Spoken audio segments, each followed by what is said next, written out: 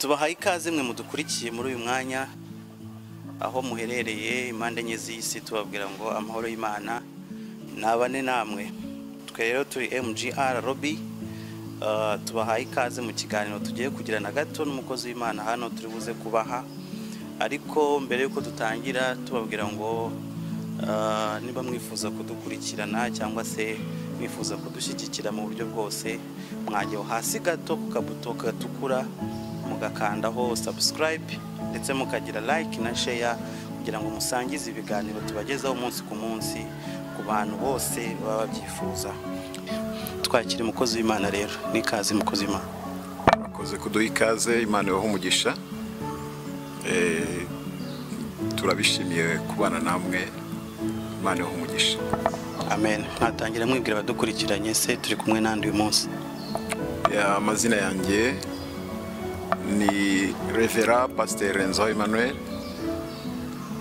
niyo mazina yanjye. Murakoze cyane. Se Revera Pasteur Emmanuel ni muntu ki? Ayoboye itorero, ese mu buzima busanzwe ni umugabo cyangwa se aracyari ingaragu? Nyoboye itorero ikorera hano muri Mozambique aho bita Magwanine muri Maputo, ryitwa Pentecostal Monte Templo de Mozambique. Akaba rero ndi umugabo, ndubatse, mfite umugore n'abana, nabyaye 4, 2 bariho, abandi 2 bagiye mu ijuru. Turabihanganishije. Murakoze, Imana umugisha. Turi kumwe na pastor uyoboye itorero rya Monte Tempo muri Mozambique. Bikatujyana ku kindi kibazo nisengera akakanya. Ese pastor, iyo bavuze itorero cyangwa se idini tubasha kubitandukanya gute? Kuko ari abantu benshi batabasha gutandukanya. Ese nsengera mu itorero, ese nsengera mu idini, rangiza gute? Murakoze, mubajije amagambo meza. Idini, ndahera ku idini. Idini ni ikoraniro ry'abantu ariko batemera cyangwa se batayoborwa n'imbaraga z'umwuka wera. Naho itorero ni ubumwe bw'abana b'Imana basenga kandi buzura umwuka wera bajya mu ijuru. Bishatse kuvuga ko mwemera igitabo cya Bibiliya? Nibyo, twemera Bibiliya nk'ijambo ry'Imana. Mwemera Bibiliya nk'ijambo ry'Imana. Hari abantu benshi cyangwa se ku mbuga nkoranyambaga mu gihe turimo cya coronavirus, nk'uko mubizi, hari abantu benshi bavuga ko coronavirus yaba yaratejwe n'abantu, abandi akavuga ko yaba yaratejwe n'Imana, ari igihano cyavuye ku Mana. Ese nk'amwe nka pastor mwemera ko Imana ihana?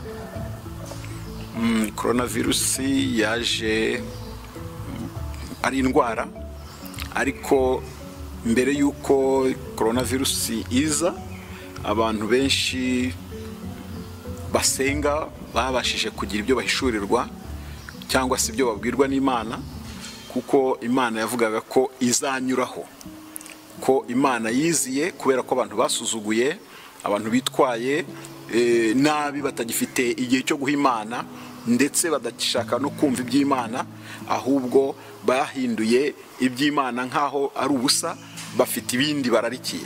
Ubwo rero nemera ko icyo ari igihano cyaje kugira ngo abantu barusheho kugaruka mu mwanya Imana irahana. Ese abantu baramutse bagarutse muri uwo mwanya mwe mutubwiye, cyangwa se tubanze tumenye uwo mwanya abantu bagarukamo n'uwuhe? Abantu bagomba kugaruka mu mwanya wo kubaha Imana no guha Imana agaciro kayo, bakicisha bugufi nk'uko ijambo ry'Imana turisoma mu gitabo cya Bibiliya.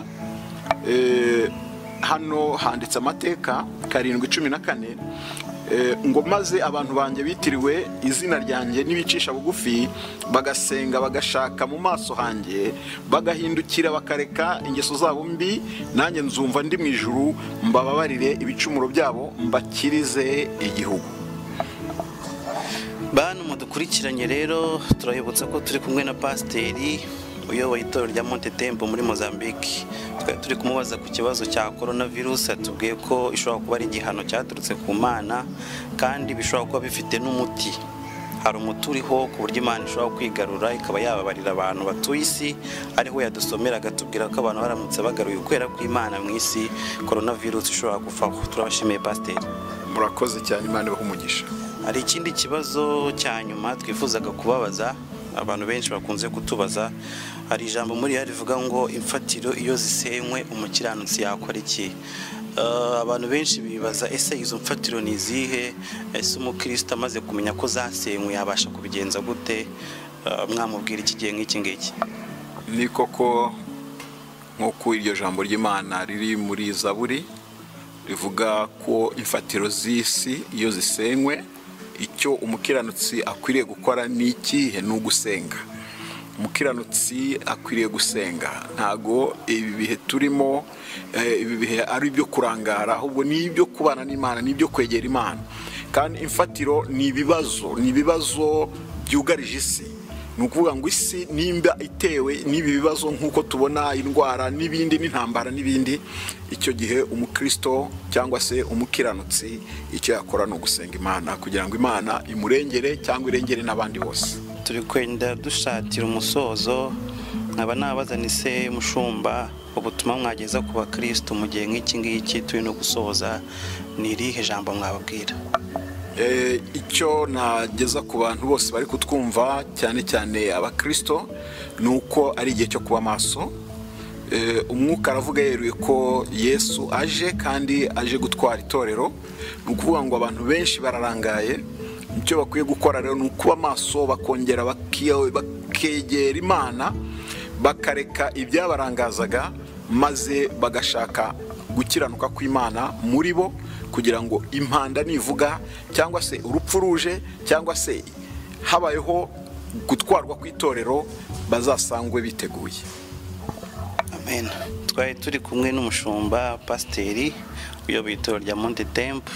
Dusa nk'abasoje ikiganiro cyacu, ariko tugasoza tukwinginga tukubwira ngo nimba wakunze ibyo tubagezaho, wajya hasi gato ugakora subscribe ndetse na like na share, ubutumwa bw'Imana bukamamara. Turabashimiye cyane pasiteri. Murakoze cyane, Imana ibahe umugisha. Amen.